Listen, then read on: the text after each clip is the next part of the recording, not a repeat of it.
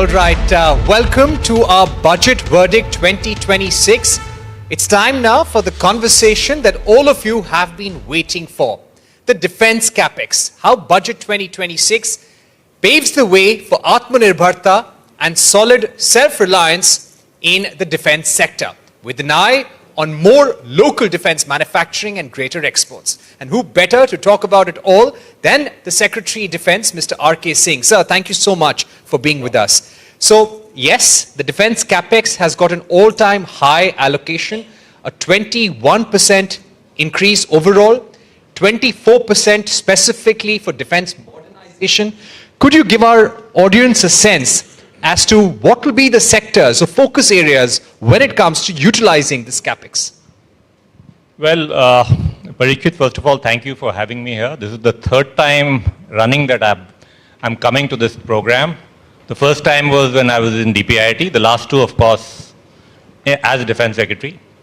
You are right. I mean, we've asked for a increase in our Capex budget in particular by about 20%, and the Finance Ministry, because of the better utilization that we were able to show over the last 2 years, because of the fact that we did record number of contract signings in the last 2 years, we were able to prevail upon them also in the context of the prevailing geopolitical flux that you see around us, including in our neighborhood.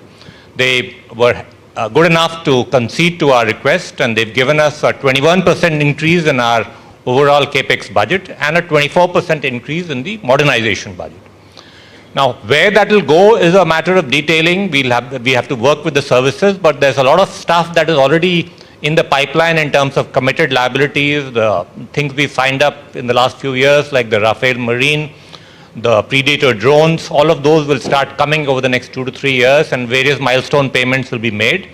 But there will be some fairly large, big-ticket items in areas like drones and counter-drones, in terms of ensuring that our depleting fighter fleet strength is adequately replenished.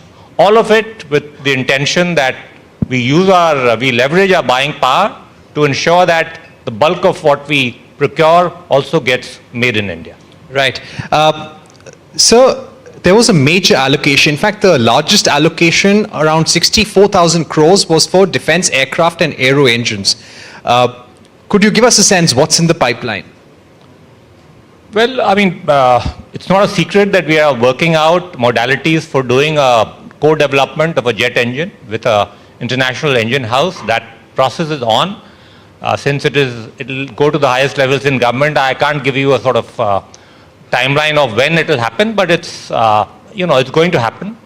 We also have significant proposals for increasing the strength of our underwater fleet for our the submarine fleet for the Navy, as well as medium role fighter aircraft for the Indian Air Force. The timelines, the milestones, etc., I'm not going to tell you because that is really preempting the decisions that are to be taken at higher levels than mine. But yes, all of those are happening, and of course we are also going through with some emergency procurements that we started last year, but for which the payments will become due this year. So with that combination of procurements, we expect to ensure that this enhanced budgetary outlay is fully utilized during the course of the next financial year. Right. When you speak about aero engines, are we talking about the deal with Safran? That's right, yes. And by when do you expect this to be announced? And I told you that I can't give you timelines, but I can tell you that we are moving the proposal, and hopefully it'll, get cleared. But I can't preempt the decision at the highest levels in government. All right. There has been a lot of reportage on how the Defence Procurement Board has cleared the deal for 114 Rafale fighter jets. This was a proposal from the Indian Air Force. Could you give us a sense where this is right now? So, I'll give you a theoretical answer that the process involves the DPB, then the DAC, and then if it is above 3,000 crores, it goes to the highest level in government, which is the cabinet. So the first step has been done, as you correctly mentioned. The next two steps will take place over the next few months. But again, I'm not going to give you specific timelines. That's not going to be the headline for you, because again, I don't want to preempt the decision making of levels in government that are higher than, me alone. Right. And of course, everyone in the audience possibly knows that Secretary of Defense also had chaired a committee which prepared a report on how to plug the gaps in the preparedness of the Air Force. I'd also like to ask you, sir, that when it comes to fifth generation fighter jets and AMCA, let me begin by asking about the AMCA program. There have bids which have come in from different bidders, including an HAL-led consortium. Could you give us a sense of how that program is moving and when we could possibly have some clarity? Yes, sure. But before that, let me talk about the committee and the gaps as far as the Air Force are concerned. I think there were 3-4 major gaps. One was, of course, the overall strength and the numbers even of the 4.5 generation fighter aircraft, given the delays with the LCA. Other one was the absence of adequate numbers of refuelers and AWACS aircraft. Now, for all of these three, the procurement cycle is well underway. For the refuelers, we are down to the last stage of negotiating costs. For the AWACS, again, the similar thing. We are well underway in terms of finalizing those procurements. And finally, MRFA, we just spoke about. Regarding the other issue that you mentioned about the AMCA, we were pleasantly surprised by the very robust private sector response to that tender. I think 7 consortia of very credible private sector companies bid for it. We've done the initial, the pre-qualification. I think there are 3 remaining, and that will go to the Raksha Mantri soon. And thereafter, you can expect the RFP to be issued to all 3 of these companies for giving their cost bids for production of 5 prototypes of this AMCA aircraft. So I would say that we should get this finalized in about 3 months' time, hopefully. And then the contract would be awarded. That's right, yes. Then it will go to the L1 bidder among those 3. And it's a 10-year roadmap for the first prototypes? No, the first prototypes is only about 3 to 5 years, about 3 to 4 years. But the production, of course, will take about 10 years, yes. Right. I think the audience would love to know that what were the lessons from Operation Sindoor which you have tried to bring into the union budget from the point of view of defense capex? I think it brought home to us in sort of slightly closer terms as compared to sort of, say, watching the war in Ukraine, that what are the sort of evolving nature of warfare, the requirement for more of standoff precision weapons, of air power, of the use of drones and counter-drone systems. And as a result, we've obviously had to combine some immediate buys through our emergency procurement, which we ask the services to do immediately. And thereafter, in the course of the next few months, you will see a lot of fast-track buys of other areas where capability enhancement was required. Right. Also to ask you about emergency procurements, you have mentioned that some of this allocation will go towards emergency procurements, but what can the private sector, the public sector and the defense industry expect? What will be the focus of your emergency procurements in terms of arms, ammunition in the coming months?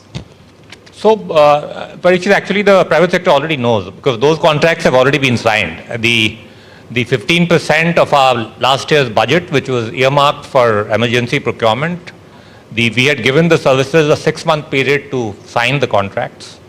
Those contracts have all been signed already. So I would imagine the players who got those orders are already in the know and are working hard on getting these. Both the OEMs and the component manufacturers must be already at it in terms, because the timeline is very strict there, that within 1 year the delivery has to take place. So, that is not really an issue. The private sector is fully aware, and the contracts are already signed the last of them were signed by January 15th, about 15-20 days back. Okay. Now, when it comes to the total defense expenditure as a percentage of GDP, now this budget, this defense budget takes it to about 2%. We've been hearing experts across the spectrum who say that it's possibly time for India to have a defense spending to the tune of 2.5% to 3%.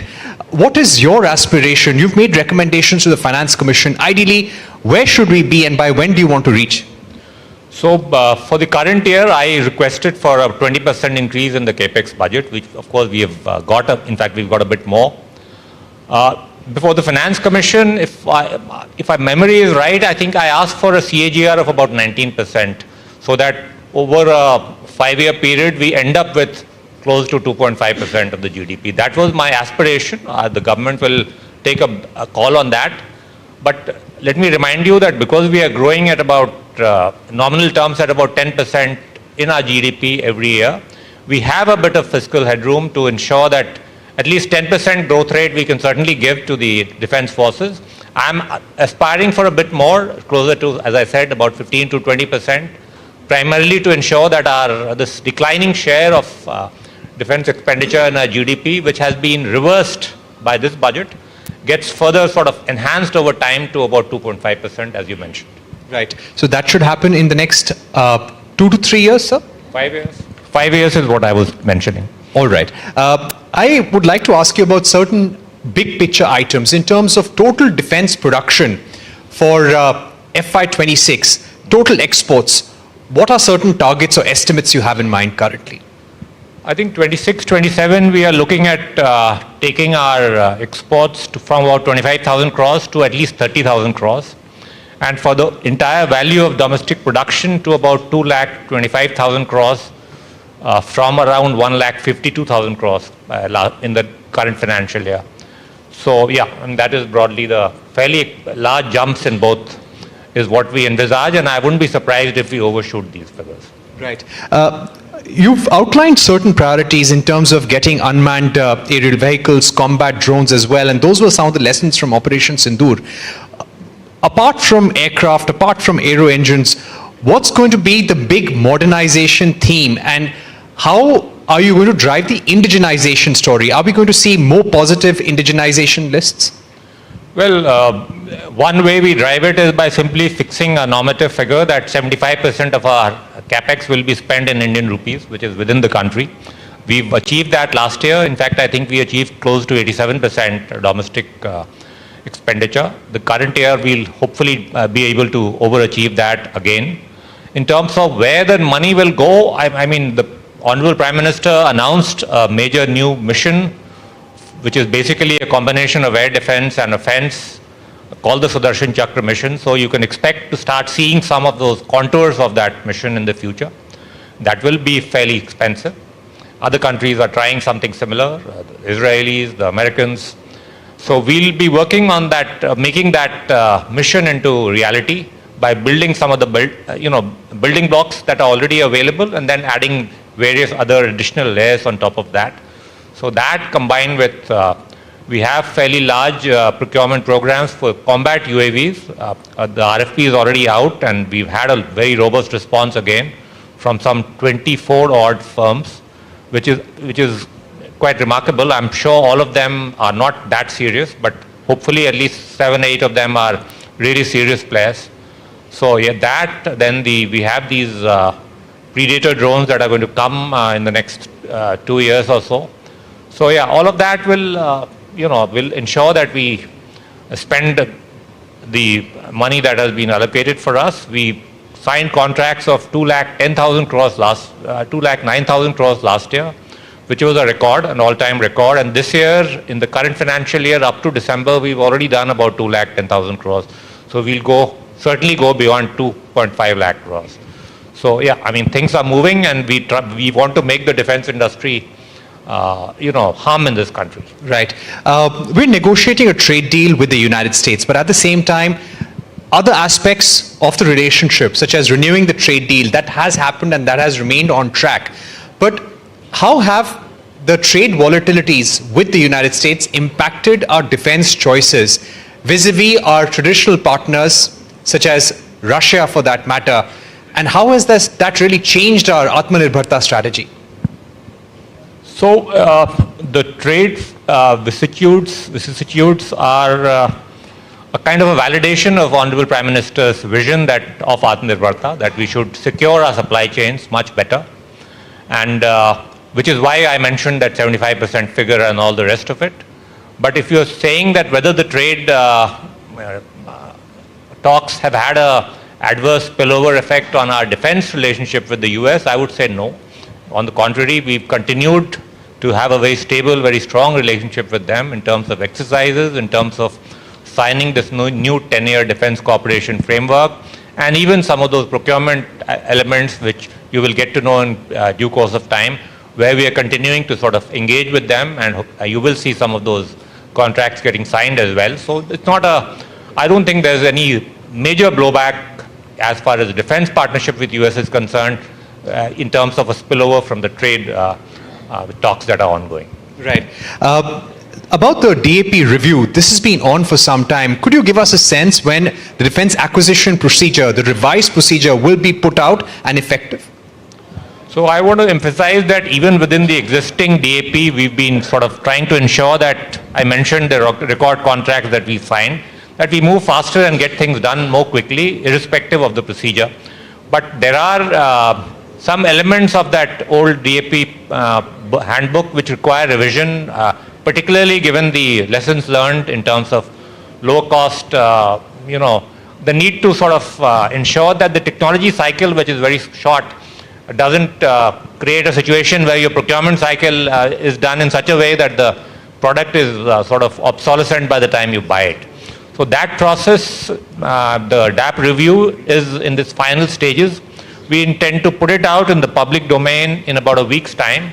And thereafter, this is the final round of public consultations. After that, we'll finalize it, hopefully before the end of this financial year.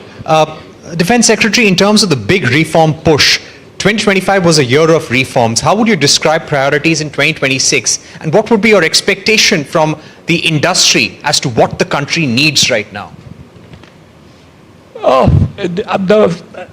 We call it the year of reforms, but the reform agenda is not changed. As I mentioned, the DAP review will take place, and that will be a fairly, major, game-changing kind of a reform.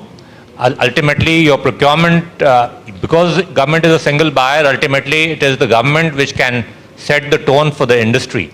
And the intent is to ensure that the public and the private sector are actually given a level playing field. Both can sort of work on merits, that DRDO technologies are leveraged equally by the private sector through the development cum production partnerships that have now started seeing results in terms of large size contracts being awarded.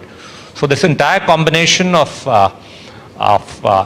reforms is intended to make sure that we end up with a technologically advanced and diversified industrial base in this country, a hybrid production pipeline of both public and private sector. Two quick questions and wrapping, sir. Mazgaon Dock Limited and Thyssen Group were identified to build 6 advanced submarines as part of the P-75I program. When is that likely to possibly see the light? So you keep trying to sort of get timelines out of me, which I can't give you because I can't preempt decision making at levels above mine, but it is, we are working on the cost negotiations right now. So after that, in due course, it will happen. Yeah. Right. And my final question to you would be, we have seen tensions with Pakistan in 2025, and Operation Sindoor continues to be a lesson for India in terms of preparing itself for future warfare. How do you see our preparedness on both our borders, be it Pakistan, be it China? How are we preparing ourselves for the future? Well, the way to prepare is to create enough deterrent capacity, hopefully asymmetry against a much smaller neighbor whose GDP is 1/10 of yours, and sufficient deterrent capacity against adversary whose GDP is about 4 times yours. So both those, that requires, as I mentioned earlier, enough Capex to support a large, growing, diverse, agile defense industrial base comprising a robust public and a robust private sector, and that is what we are really working on.